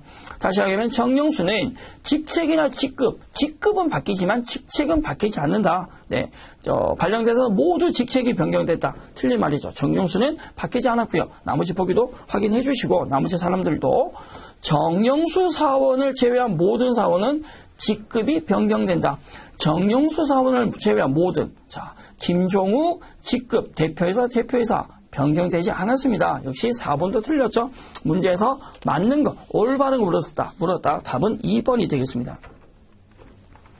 문제 10번. 우리 회사의 이자은 사원에 대한 인사기록카드 가족 기준으로 인사정보 부양가족을 반영하고자 한다. 부양가족 수를 반영했을 때 결과 올바르지 않은 걸 물었는데 이건 기록카드에서 작업을 하는 것이 아니라 기록카드에 있는 내용을 인사정보 등록에 반영을 하셔야 되는데 기준점은 기록카드가 아니라 인사정보 등록입니다. 그러니까 기록카드에 있는 가족사항을 인사정보 등록으로 보내는 것이 아니라 인사정보 등록에서 기록카드 내용을 가지고 오셔야 된다. 따라서 인사정보 등록 메뉴에서 작업을 해 주셔야 되고요. 인사관리, 인사정보 등록. 그래서 이자연 사원 물었죠. 이자연에 대한 급여 정보 아래쪽에 부양가족 현황을 묻는 문제인데 이건 지금 반영되기 전 금액이고 인사기록카드의 가족의 사항을 지금 땡겨오겠다. 우측 상단의 부양가족 반영. 인사기록카드 조회 한번 눌러서 전체 사원이 아니라 이자연 사원만 불러오면 되는 거죠. 이자연 체크 확인. 그래서 인사기록카드의 사원 정보를 불러오시게 되면 좌측에 인사정보 등록 사원명이 자동으로 바뀌기 때문에 이자연을 다시 선택하시고 배우자 공제는 비해당입니다. 분야자 공제는 해당이고요. 20세 이하 1명, 60세 이상 부양가족이 2명 있으신데 다른 건 틀리지 않으나 1번 보기에 보면 제 문제 10번에 1번에 보면 배우자 공제가 해당이라고 되어 있습니다. 비해당이니까 1번이 답이시죠. 문제 11번. 우리 회사 2021년 기소급여, 2021년 1월 기소급여, 1월 25일 해당하는 대상자 중에 오진영 사원이 휴직을 신청했다. 이 휴직을 등록했을 때, 급여 계산할 때 과세총액을 물었는데 오진영 한 사람이 아니라 모든 지급 대상자 급여 계산할 때 과세총액입니다. 자, 먼저 해야 될 일은 기본적인 오진영 사원에 대한 휴직, 인사정보 등록에서 휴직 등록을 하시고 그리고 상용직 급여 및 계산 메뉴에서 급여 계산까지 해 주셔야죠. 자, 인사정보 등록 메뉴에서 문제 나와 있는 오진영 찾겠습니다. 오진영의 재직 정보에서 하단 중간 휴직 기간 입력을 할 겁니다. 휴직 기간이 2021년 1월 1일에서 종료일 2021년 1월 31일까지. 휴직 사유는 코드번호 100번의 휴직이고요.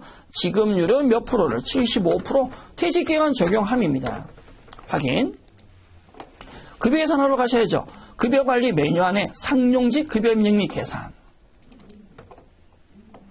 가셔서 기속기간이 2021년 1월입니다. 지급일 급여 선택할 거고요. 퇴직급이 아닙니다. 급여. 전체 대상자들 선택하시고 급여 계산.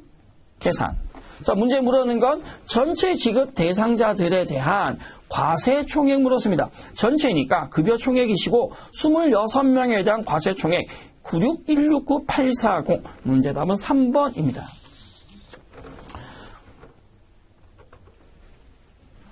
우리 회사는 2021년 1월 기속특별급여 소득을 지급하고자 한다라고 나옵니다. 보기와 같이 지급 대상 요건을 직접 추가를 해라. 지급 대상 요건을 회사 본사와 부산 지점에 대한 생산직, 연구직, 기술직 사원들에 대한 월급직을 직접 체크를 하시고 지급 대상을 선택을 해서 급여 계산을 통한 과세 총액이 얼마냐 물었다. 우리가 먼저 해야 될 일은 급상여 지급일자 등록 메뉴에서 지급 대상자 선택을 먼저 하시고 급여 계산까지 가셔야 되는 문제이시죠. 우리 프로그램 열어주실 거고요. 네. 기본적인 인사급여관리 기초환경 설정에서 급상여 지급일자 등록으로 가시면 기속연율이 2021년에 1월 기속입니다. 자, 상단 1월 25일은 급여이시고 우리 문제 나와 있는 1월 29일이 특별급여인데 아래쪽에 대상자가 없으시다. 이걸 직접 등록을 하라라는 얘기죠. 우측 상단 일괄 등록에서 우리 사업장은 회사 본사와 부산 지점입니다. 확인. 회사 본사와 부산 지점에 대해서 생산직 월급제 체크, 연구직 월급제 체크, 기술직 월급제 체크. 이 항목을 체크를 잘못하면 대상자가 조회가 제대로 정확하게 조회되지 않습니다. 적용 버튼 눌러주실 거고, 자, 대상 리스트 확인하시고 상용직 급여 입력 및 계산 가겠습니다. 자, 2021년 1월에 지급일 특별급여 선택하시고 조회 누르시면 대상자가 4사람이 뜹니다. 혹시 지금 여러분들 여기에서 특별급여에서 조회했을 때 대상자가 4명이 아니라 다른 인원수가 나오게 된다면 조금 전에 그 지급일자 등록에서 사업장별, 그 직종별, 생산직, 연구직, 기술직이 선택을 잘못하셨을 가능성이 굉장히 높다. 확인 한번 해달라 부탁을 드립니다. 전체 사업은 체크하시고, 자, 급여 계산 갑니다. 계산. 문제에서 물었는 건 사원별 뭘 물었냐? 과세총액을 물었습니다. 자, 개인정보에서 박용덕의 경우는 과세총액이 141만 1,240원 1411240인데 저희 보기 1번에 1311240 1번 틀렸습니다. 2번에 박국현 1111250 맞고요. 김소형 919990 맞습니다. 이서윤 124 490 맞게 되어 있죠. 문제에서 옳지 않은 거 잘못된 거 1번에 박용덕이 틀렸습니다. 답은 1번이고요. 문제 13번 갑니다. 우리 회사 본사 사업장에 대해서 첫 번째 본사 사업장에 대해서 2020년 12월 귀속 급상여 2차항 급상여 확인을 하려고 한다. 자, 무급자는 뭐 하시라? 제외하시라. 조건 정확하게 확인하시고 급상여 이체 현황을 물어보는 문제이시죠. 자, 급여관리 메뉴 안에 아래쪽 급상여 이체 현황 메뉴 열어주실 거고요. 급상여 이체 현황 메뉴에서 조건 확인합니다. 소득구분은 급상여, 귀속연월은 2021년 12월, 아니죠, 2020년이죠. 2020년 12월. 지급일은 문제상에서 1번 급여 하나밖에 없고요. 무급자는 제외, 그리고 조회 조건 사업장이 모든 사업장이 아니라 회사 본사만 선택하겠다. 확인. 문제 확인합니다.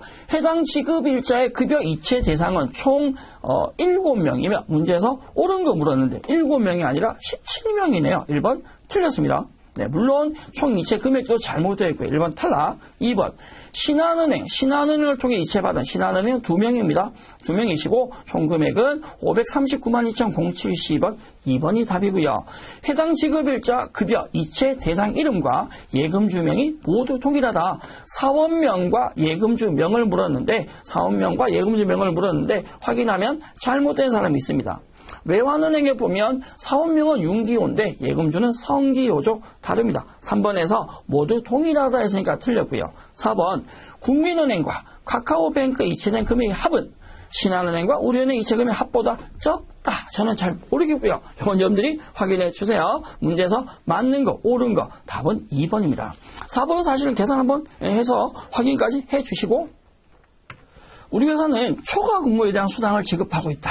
2020년 12월 기속 홍명훈 사원의 초과 근무 수당 계산은 얼마인가? 라고 물었는데 자, 이 문제를 계산하기 위해서는 근태 결과 입력 메뉴에서 홍명훈 사원의 그 평일 연장, 토일 정상, 그리고 평일 심야, 토일 연장에 대한 근무 시간, 근태 내역을 확인하셔서 시간 합계 구하셔야 되고 해당받을 지급받을 시급이 얼마인지 확인하셔야죠. 직접 계산을 해 주셔야 되는 문제입니다. 그럼 근태 결과부터 확인 한번 해보겠습니다. 우리 급여관리에 근태 결과 입력 들어가실 거고요. 문제에서 물었는 언제 기속이냐? 2020년 12월 기속입니다. 지급일 검색하시면 하나 뜨시네요. 자, 조회하시고 홍명훈 사원이죠. 홍명훈 선택. 그러면 기본적인 근태 결과 확인하실 건데 자, 메모하셔야 되죠. 평일 연장이 12일에 8시간 45분. 평일 연장이 8시간 45분. 그리고 토일 정상 7시간 45분. 일수가 아니라 시간을 보셔야 합니다. 평일 심야가 5시간 15분. 토일 연장이 2시간 30분. 이 시간을 메모를 하시고 합계 금액을 구하셔야 되고 또 하나 홍명훈 사원에서 마우스 오른쪽 누르시면 사원 정보가 있으신데 시급 18,402원 확인하실 수 있습니다. 계산하실 땐 이 금액을 402원까지 다 계산하셔야 되고 우리 문제 보면 원단위 금액 절사는 최종의 결과에서 절사하라는 거죠. 확인. 그래서 메모한 금액, 기준금액 적용 한번 시켜보신다면 평일 연장이 8시간 45분, 토일 정상이 7시간 45분이라면 8시간, 7시간 합해서 15시간이고 45분 있으니까 16시간 30분이 나옵니다. 이거 계산되셔야 돼요. 두 번째 경우에는 평일 심야가 5시간 15분, 그리고 토요일 연장이 2시간 30분이면 7시간 45분이죠. 우리가 시급을 적용해서 곱하기를 할 때 첫 번째 경우는 16시간 30분인데 이게 16.5가 1시간 60분이니까 16.5에 1.5를 곱하시고 시급 18,402원을, 두 번째 유형의 경우는 7시간 45분이니까 7.75가 되죠. 2를 곱하시고 시급을, 그래서 각각 계산된 금액에서 원단 이하 절사하셔서 합계의 금액을 구해 주시면 됩니다. 45만 4,440원과 28만 5,230원을 더하시면 74만 670원이 답이 됩니다. 자, 문제 14번 답 확인시켜 드렸고, 저는 15번 문제로 넘어갑니다. 자, 우리 회사는 2020년 4분기 10월부터 12월이죠. 귀속급여 작업에 대해서 수당별 지급 현황을 확인하려고 한다. 자, 부서 해외 영업부 기준 조건 나와 있고요. 가족수당을 지급받은 사람, 지급받은 사원이 누구냐? 사원별 지급 현황 확인해 주시면 되는데, 각 수당에 대한 급여니까 수당별 연간급여 현황에서 답을 한번 찾아보겠습니다. 자, 급여관리 메뉴 안에 수당별 연간급여 현황 들어갈 거고요. 수당별 연간급여 현황에서 2020년 4분기니까 몇 월부터 10월부터 12월이 되겠죠. 20년 12월까지. 그리고 수당코드 검색하셔서 문제 물었는 가족수당입니다. P40 가족수당. 사업장은 사업장 기준이 아니라 부서 기준이죠. 부서에서 해외 영업부, 국내영업부 아니고 해외 영업부. 그러면 4사람 나오시는데 그중에서 이 수당을 지급받는 사람은 누구밖에 없다. 김준호 4번이 답이 되겠네요. 자, 문제 16번 넘어가겠습니다. 우리 회사는 일용직 사원에 대해서 사원별 지급 형태 구분해서 일용직 급여를 지급하고 있다. 21년 1월 기속 지급일 매일 지급 대상자를 직접 반영을 해라. 지급 대상자는 1급이고 총무부인 사원. 그래서 평일 8시간, 토요일 3시간, 비과세 8,000원은 평일도 토요일 모두 적용을 하겠다. 그리고 각 항목에 대한 내용을 물었으니까 우리가 해야 될 일은 일용직 급여 지급일자 등록에서 지급 대상자부터 선택을 하시고 그 이후에 일용직 급여 계산까지 해주셔야 합니다. 자, 일용직 관리 메뉴 열 거고요. 일용직 관리 메뉴 안에 일용직 급여 지급일자 등록합니다. 자, 귀속 연월이 언제시냐? 2021년 1월 물었고요. 지급일은 매일 지급이시죠? 자, 전체 대상을 다 추가하는 것이 이 중에서 특정 대상, 우리는 뭐를? 부서가 뭐인 사람들, 총무부인 사람이고요. 그리고 급여 형태가 뭐인? 1급인. 총무부의 1급인 사람 대상 선택하면 5명 나옵니다. 전체 체크, 그리고 대상자 추가를 합니다. 이 추가된 일용직 급여 대상자 5명에 대한 급여 계산을 해야 된다라는 거죠. 일용직 급여 입력 및 계산. 귀속연은 2021년 1월이고요. 지급일 매일 지급입니다. 전체 5명 선택. 일괄 적용 갑니다. 일괄 적용 시간이 평일의 경우, 주말의 경우 시간 다르니까 2번을 하셔야 되는데 평일은 00800. 8시간 평일 근무, 비과세 금액이 얼마가? 8,000원. 자, 평일 적용했고요. 한 번 더 일괄 적용. 이번엔 토요일요. 토요일은 00300. 토요일은 3시간, 비과세 8,000원. 적용합니다. 자, 문제 물었습니다. 1번 보기 가죠. 해당 지급일자의 총 인원은 지급 인원은 5명이며 신고 비과세인 연장근로 비과세 대상 인원이 없다. 급여 총액에서 과세 총액에 대한 지급 인원은 5명이고 비과세는 존재하지 않습니다. 1번 맞는 말이고요. 2번 원천 징수한 소득세가 가장 많은 사람이 안유진이래. 안유진의 소득세는 월 지급액에서 92,260원이 나오고요. 나머지 주희정, 홍정인, 김미연, 심순애 확인했더니 안유진이 제일 많네요. 제일 많은 사원이면 여기까지 맞는데 큰일 날 뻔해서 뒤에 숫자가 있네요. 안유진 사원의 소득세가 21만 2,420원 돼 있는데 우리 문제 보면 프로그램 보시면 91,260원. 네, 2번이 틀렸습니다. 3번 지급일자 실제 지급된 급여 총액에서 실지급된 금액은 27882,319 맞는 말이고요. 국민연금을 공제하는 직원, 자, 월 지급에서 국민연금은 주희정 국민연금 없고요. 안유진 있습니다. 그리고 홍정인 있고요. 김미영과 심순애는 존재하지 않죠. 홍정인과 안유진 사원 두 사람만 국민연금을 납부하고 있다. 맞는 말이네요. 문제 답은 2번. 자, 다음 문제 17번 문제를 한번 가보죠. 21년 1월 기속 일용직 급여 자급 전에 은영주 사원의 사원 정보를 직접 변경을 해라. 먼저 할 일은 일용직 사원 등록에서 은영주 사원 찾아서 정보를 바꾸신다. 생산직 비과세 함, 국민건강 고용보험 여부 여. 그리고 급여 계산을 했을 때 대상자들의 실지급의 총계가 얼마냐고 물었다. 따라서 일용직 사원 등록에서 정보 변경하고 난 뒤에 급여 계산까지 해 주셔야죠. 일용직 사원 등록 메뉴 가실 거고요. 해서 문제 나와 있는 은영주 선택합니다. 아래쪽 생산직 비과세 적용을 안 하면서 함으로 만드시고 고용보험 여, 국민연금도 여, 건강보험까지 여로 갑니다. 여여여. 은영주 확인 한번 해주시고 간혹 저희 시험 치실 때 은영주에서 선택을 하시고 나면 안유진으로 바뀌는데 여기에서 잘못 체크를 하셔서 계산할 때 금액이 다르게 나오는 경우도 종종 있다. 그래서 조금 천천히 그리고 정확하게 확인해 주실 필요성은 있습니다. 일용직 급여입력 및 계산 가실 거고요. 문제상에서 2021년 1월 기속이시고 매일 지급이 아니라 일정 기간 지급입니다. 조회 전체 사원 체크 일괄 적용 문제에서 평일만 9시간 00900 평일 체크 비과세는 없고요. 적용 했을 때 문제 물었는 거 전체 대상자들의 실지급액 급여 총액의 실지급액은 247316620 숫자를 못 읽겠네요. 문제 답은 3번입니다. 자, 저희 다음 문제 가보겠습니다. 문제 18번이고요. 우리 회사가 2020년 귀속 거주자 사업소득에 대해서 소득자별 소득 현황을 확인하려고 한다.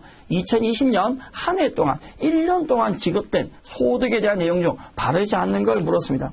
자, 문제 나와 있는 대로 소득자별 소득 현황 메뉴에서 답을 찾으셔야 되는 문제이시죠.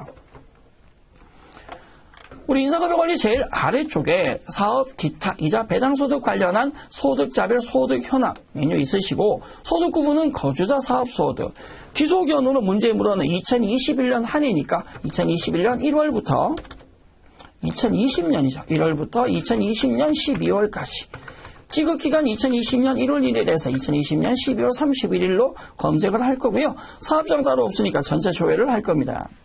자, 문제 2020년 기속 황연주 소득자 소득 내역 확인할 수 있는데 문제 물었는 실지급액은 제일 끝에 가시면 실지급액 여기죠. 24851,900인데 실지급액이 2,570만원 되어 있습니다. 자, 1번 틀렸네요. 2번 가볼까요? 조한영과 류택현 조한영 음료 배달이고요. 류택현도 음료 배달입니다. 조한영과 류택현의 소득 구분은 모두 음료 배달이다. 2번 맞는 말이고 김주환 아래쪽 김주환 나오시는데 김주환의 소득은 본사와 부산지점이다. 회사 본사 부산지점 내역 확인할 수 있습니다. 2020년 기속 총 소득 지급액은 전체 지급액은 123856000이고요. 공제된 소득세 총액은 3715,680 맞는 말이시죠? 자, 2번, 3번, 4번 잘못된 거고요. 1번 틀린 거 확인해 드렸습니다. 우리 회사의 퇴직금 산정을 위한 퇴직 기준 설정을 확인하고 그 내용을 알맞지 않은 것이 무엇인가 물었는데 퇴직 기준 설정이라고 하는 건 퇴직 정상 관리의 퇴직 기준 설정에서 답을 찾아주셔야 되시죠. 자, 우리 메뉴 퇴직 정상관리의 퇴직 기준 설정 열어주실 거고요. 기본적인 노동부 기준 적용 안 함, 회사 자체 공시를 쓰겠다라는 건데 보기 1번에서 알맞지 않은 거 1번 퇴직자의 평균 임금을 산출할 때 전월을 기준으로 전월 3개월 사실은 이 문제는 내용을 안 보셔도 원래 퇴직금이라고 하는 건 퇴사일을 기준으로 해서 3개월을 앞에 3개월을 계산해서 기본적으로 산정을 하게 됩니다. 문제에서 전월 기준의 3개월이란 말이 잘못되어 있다라고 생각을 해주시면 되겠고요. 2번 직무 발명 보상금은 퇴직금 계산할 때 사용하지 않는 급여 지급 항목이다. 자, 마감 취소하시고 지급 항목 설정 확인 한번 해볼까요? 지급 항목 설정에 가면 직무 발명 보상금 체크되어 있지 않습니다. 사용하지 않는 지급 항목이다. 맞는 말이고요. 3번 임원 누진 적용, 기본 설정 좌측에 있는 누진 적용 눌러보시면 근속 누진은 없으시고 임원 누진에 대해서 기간 그리고 가산율 나와 있고요. 3번 맞는 말이시죠. 4번에 노동부 기준 따르지 않고 퇴직 기준 설정 회사 자체 기준 노동부 안함이라고 나와 있습니다. 19번 문제의 답은 1번입니다. 확인되셨으면 다음 문제 넘어가겠습니다. 20번 2020년 12월 24일 우리 회사 본사 사업장에 안종남 사원이 개인 사유로 중도 정산을 신청했답니다. 아래 보기와 같이 퇴직 기준 대상자를 직접 반영을 하고 퇴직 정산 작업을 진행했을 때 안종남 사원의 퇴직 소득세가 얼마이냐? 평균 임금은 1평균을, 지급 항목은 이렇게 선택을 하라라는 거죠. 그럼 먼저 해야 될 일은 퇴직 기준 설정에 가셔서 평균 임금 계산식으로 수정을 먼저 하시고 관련된 퇴직금 계산까지 해 주셔야 합니다. 자, 퇴직 기준 설정, 퇴직 정산 관리안에 퇴직 기준에서 기본 설정, 상단, 우측 상단에 기본 설정 눌러서 평균 임금의 계산식을 월 평균이 아니라 뭐로 만들겠다? 1평균 선택하시고 확인. 그리고 지급 항목 설정에서 기본급 그리고 연장근로수당이죠. 특별급여는 없으시고 연장근로수당, 근속수당, 영업촉진비, 월초수당 해제, 연차 해제, 상여도 해제되어 있으시고 확인. 자, 이제 퇴직금 계산을 해 주셔야 되는데 기본 설정은 해 주셨고요. 퇴직금 산정. 퇴직금 산정 메뉴 열어서 신고 기속은 2020년 기속이죠. 2020년. 기속연도 2020년. 지급일자가 2020년 12월 30일. 자, 사업장 검색하실 건데 회사 본사입니다. 회사 본사. 조회하시면 대상자 없으시다. 확인. 우측 상단 대상자 선정. 귀속연월이 언제냐? 2020년 12월이고요. 재직기준 2020년 12월 1일에서 2020년 12월 31일, 지급일자가 2020년 12월 30일, 퇴직일자는 2020년 12월 24일, 2020년 12월 24일, 크리스마스 앞두고 사원코드 검색하시면 전체 사원 중에서 문제 나와 있는 안종남 체크 확인. 안종남 사원의 그 기본적인 중도 정산 시에 산정 기간 10년 24일 나와서 근속 기간은 3,677일 나오십니다. 그래서 문제는 퇴직소득에 대한 소득세를 물었으니까 상단 급여 정보에서 퇴직금 계산 확인. 퇴직금 계산 완료하신 상태에서 퇴직금 정산 내역에서 퇴직금 보실 수 있고 소득세 물었으니까 퇴직 소득세는 49만 4,980원. 문제 답은 2번이 되겠습니다. 자, 다음 문제 넘어가겠습니다. 21번 문제로 가실 거고요. 퇴직 추계총액 기준 30%. 항상 30%야. 왜 이래? 퇴직금의 중간부채 설정을 한답니다. 우리가 해야 될 일은 퇴직금 추계 코드를 직접 등록을 하시고 퇴직금 계산하라라고 나오는데 퇴직금 추계액에서 직접 계산해 주시면 되겠죠. 자, 문제. 퇴직 산정 관리에 퇴직금 추계액으로 가셔서 추계 코드 조회할 필요 없이 바로 추계 코드 등록을 합니다. 상단 추계 코드 2021이고요. 기준명에 2021년 12월 2021년 퇴직금 퇴직 추계. 가끔 저희가 이 오프라인 수업을 할 때 많이 받는 질문 중에 하나, 여기에서 저도 지금 틀렸는데 오타가 있거나 이 말이 정확하게 써야 되냐. 사실은 입력하는, 등록하는 코드 명은 채점 대상이 아니시죠. 그래서 저는 오프라인 수업할 때는 2021 코드 옆에 명은 그냥 똑같이 2021만 치라고 하거든요. 이 명 자체가 중요한 건 아니기 때문에 기준 연월이 2020년 12월이시고 뒤에 사업장은 어떻게? 문제상에서 회사 본사 임원과 사원에 대해서 한다. 확인. 그리고 추계 코드 선택합니다. 제일 오른쪽 막대 옮기셔서 마지막 추계액 자체가 466, 765, 960 이 추계액의 몇 퍼센트를? 30%를 466, 765, 960의 30% 계산하시면 되죠. 답은 2번 되겠습니다. 앞에 얘기 드렸듯이 추계액 코드 번호 확인되신다면 코드명은 크게 중요하지 않기 때문에 시간 조금 줄이는 습관 들이기 위해서라도 뭐 연도까지만 치셔도 그게 상관없으시다라고 얘기 드리겠습니다. 22번 문제 갑니다.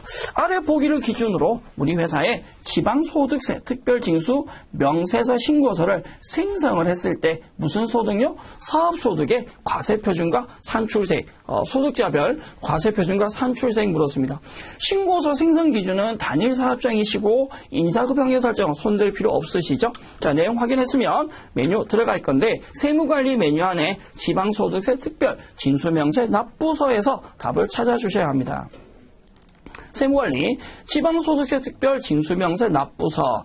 자, 제출일자 확인하는 절차이지만 우리 일단 바로 생략하고 넘어갈게요. 신고서 생성 바로 갑니다. 단일사업장 매월 반기구분은 매월 신고이시고 신고사업장은 전체입니다.